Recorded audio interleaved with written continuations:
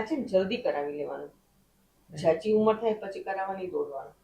જેમ મને વહેલું કરાવે ને તો એનું શું છે કે એનામાં થોડી તાકાત હોય ને તો જલ્દી રિકવરી આવી જાય.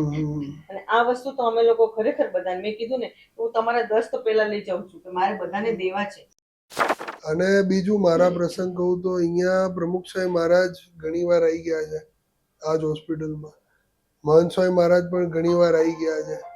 એટલે આ હોસ્પિટલના વાઇબ્રેશન બહુ અલગ હોય કે બધું સાયન્ટિફિકલી 100% સેફ રાખવાનું બધું કરીએ. રિઝલ્ટ તો ઉપરવાળો જ ભગવાનના સંત જ આપે. એકદમ રિકવરી થઈ ગઈ છે. રૂચ બી આવી ગઈ છે. આજે આપણે ચોથો દિવસ છે. આજે તો ઘણું સારું છે. કેટલું ચાલે છે અહીંયા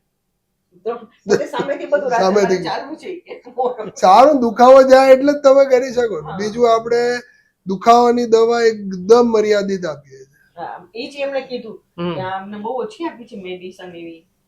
એન્ટીબાયોટિક ઓછામાં ઓછી, મેડિસિન દુખાવાની હોય તો તમે આપો ને. બેઝિકલી દુખાવો ઓછો થઈ ગયો હોય પેલાનો એટલે બહુ ઓછાની જરૂર પડે. હવે જે લોકોની ઉંમર હોય 62 ઉપર 70 ઉપર જેના હાડકા પોચા એને તમે શું સલાહ આપશો કે ઘૂંટણમાં બચાવવા જોઈએ? શું કરવા જોઈએ? બચાવવા તો 100% જોઈએ.